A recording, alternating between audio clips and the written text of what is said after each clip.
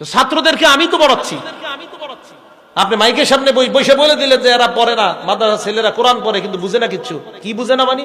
আমাদের মেশকাত জামাতের মানে মাওলানা হওয়ার আগের বছর জামাতের ছাত্র 10 জনের সামনে বসেন, আপনারা মডার্ন 10 জন এসে বসেন, চাপার দাঁত তো একটাও থাকবে না, বসেন না এসে। মাদ্রাসার ছাত্র মেশকাতে যারা পড়ে মানে মাওলানার আগের বছর বসেন আপনারা এদের সাথে। মাওলানা যারা হয়ে গেছে তাদের সাথে না, মাওলানার আগের বছর যারা ওদের সাথেই বসেন না।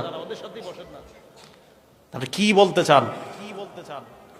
এই জন্য সাবধান, মুখে লাগাম দেওয়া কথা বলার আগে। আর আপনারা যুবকরাও ঠিক ঠিক করে লাফাইতে থাকেন, বুঝেন না বুঝেন বাস লাফান, মাথায় গোবর থাকলে আন্দাজি লাফাইবেন। এই যে এতক্ষণ পর্যন্ত দলিলের পর দলিল দিলাম, দলিলের পর দলিল দিলাম, এরপর আমার দলিল কেন ভালো লাগবে না জানেন? আমি মাযহাব মানি তাই। যদি আমি মাযহাব না মানতাম তখন হুজুরের মতো আলেম পুরো দুনিয়াতে নাই। আমি মাযহাব মানি, ও এটি আমরাও পারি এরকম কইব কেন? আমি মাযহাব মানি তাই। আমি মাযহাব মানি না দলিল দিব না? না দলিল আপনি দিলেই বল নাকি, মাযহাব মানেন কেন? আর মাযহাব না মানে দুইটা হাদিস কইলে ওনার মতো হাদিস কইতে পারবে? 2 নাম্বার কোরআনের হক, কোরআন সংরক্ষণ করার দায়িত্ব এটা আমাদের। হাফেজে কোরআন যারা আছি আমাদের দায়িত্ব হলো কোরআন নিয়মিত পড়া। আপনারা যারা 10টা সূরা শিখছেন একটাও ভুলা যাবে না, যদি একটা ভুলে যান আল্লাহর কাছে জবাবদিহিতা করতে হবে।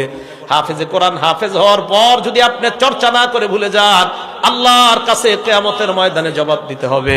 আল্লাহ বলেন তোমাকে আমি অন্ধ করে তুলবো। 16 নাম্বার পারা 19 নাম্বার পৃষ্ঠা আছে, ওমান আরাদা আন যিকরি ফাইন্না লাহু মাঈশাতান দনকা।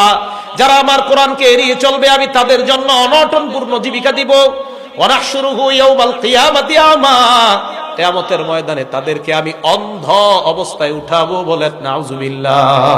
হাফেজ সাহেবরা খুব সাবধান, কোরআন কিন্তু ভুলা যাবে না শিখার পর।